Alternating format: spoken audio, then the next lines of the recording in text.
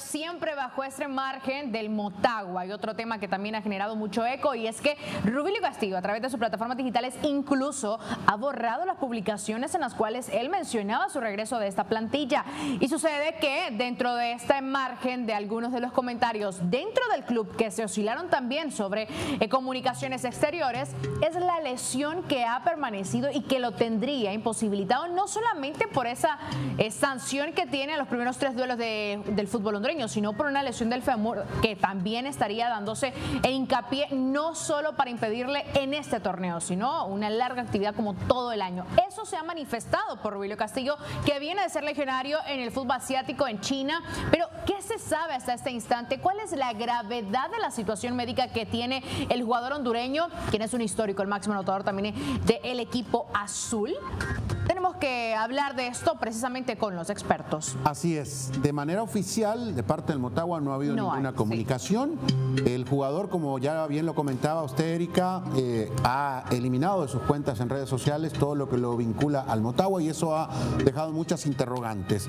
Y bueno, valorando esas interrogantes, vamos a hablar con un experto en el tema, con el doctor Luis Valladares, quien, pues primero, doctor, cuéntenos cuál es su especialidad y por qué hemos considerado que usted es la persona adecuada para hablarnos de la lesión, lesión que sufre Rubilio Castillo, de lo que hemos podido conocer a través de diferentes comunicaciones en medios de comunicación. Doctor, gracias por acompañarnos aquí a Deportes TVC Noticias. Gracias, un gusto, muchas gracias por la invitación, Carlos, y a Erika ya tuvimos la oportunidad de vernos, creo que el año pasado, justo uno de los programas de Televicentro, y disculpas porque ahorita vengo saliendo de quirófano, por eso no habíamos podido, estábamos justamente operando la rodilla. Pues sí, soy ortopeda, traumatólogo con una subespecialidad de formación en Buenos Aires, Argentina, en traumatología deportiva y cirugía articular a nivel artroscópico para manejo de deportistas. E incluso fui parte del cuerpo médico de Racing de Avellaneda en Argentina, entonces ahí vamos en ese andar poco a poco en el camino del deporte. Doctor, hemos conocido por diferentes publicaciones que no son oficiales de parte del club. Pero queremos analizarlas como tal. Sí, pero queremos que usted nos las analice para poder tener una perspectiva de la gravedad o no de la lesión que se ha filtrado en los medios de comunicación que sufre el jugador Rubilio Castillo. Por eso lo decimos de esta manera, porque queremos ser lo más responsables. Se ha hablado de una fractura de fémur por estrés y se ha hablado de una deficiencia femoral congénita. ¿Qué son estas dos circunstancias, estas dos circunstancias de salud? Compártanos un poco la perspectiva médica y pues la explicación que podríamos trasladarle a nuestra audiencia, doctor.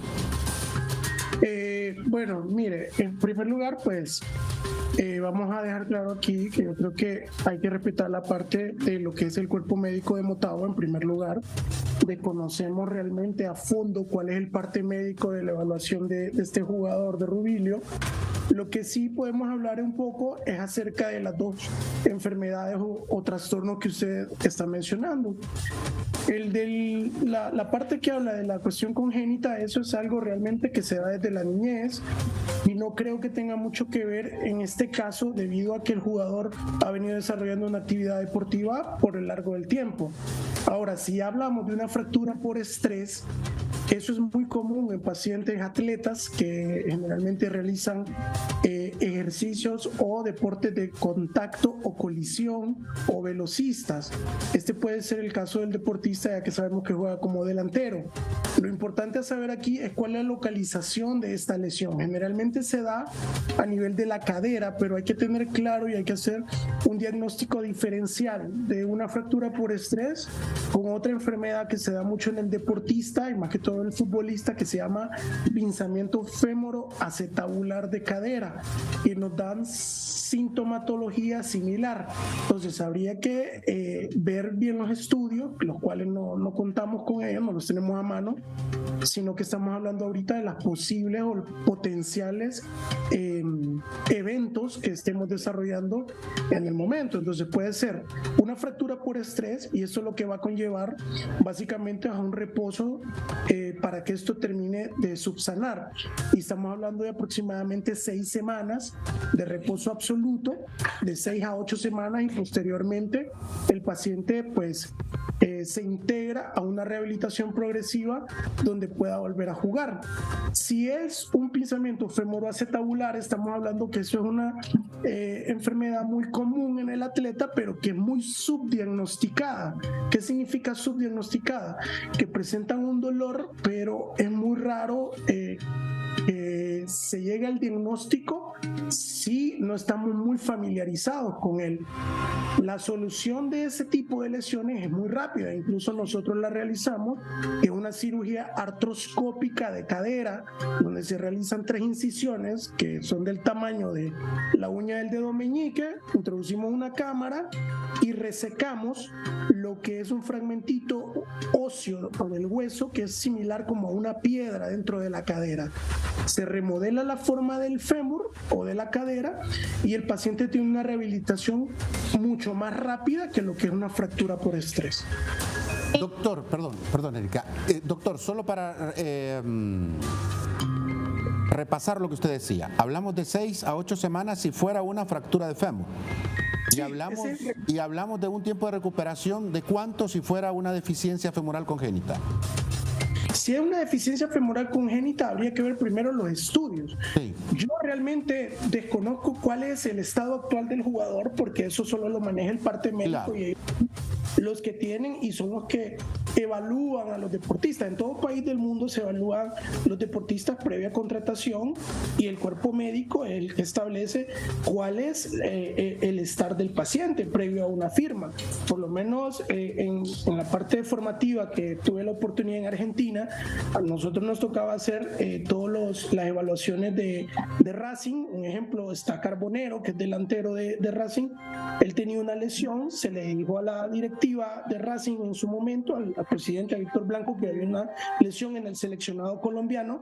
Sin embargo, se le explicó cuál era el tiempo de recuperación y en base a eso era la contratación que se daba. En el caso de lo que se menciona de la entidad congénita, eso no es algo que pues, eso viene acarreándolo el paciente, como la palabra lo dice, congénito, desde pequeño.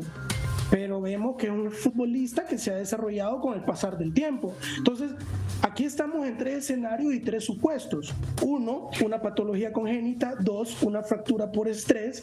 Y 3, que sería un diagnóstico diferencial, un pensamiento femoroacetabular en la cadera que nos pueda llevar con esto.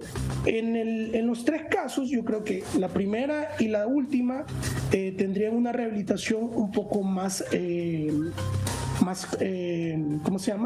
corta, a menos que el déficit congénito sea por algo que el paciente no presenta en su cuerpo, una estructura del cuerpo que no lo tenga, que no se haya desarrollado desde el nacimiento. Sin embargo, por la actividad deportiva vemos que el paciente la sigue desarrollando, pues, y pues, ahí tienen el caso, el goleador de Motagua. Ahora, lo que habría que ver en este momento, ¿cuál es en sí el diagnóstico? Si es una fractura por estrés, reposo de 6 a 8 semanas, básicamente 2 meses, y una rehabilitación progresiva, eventualmente de 10 a 20 sesiones de fisioterapia.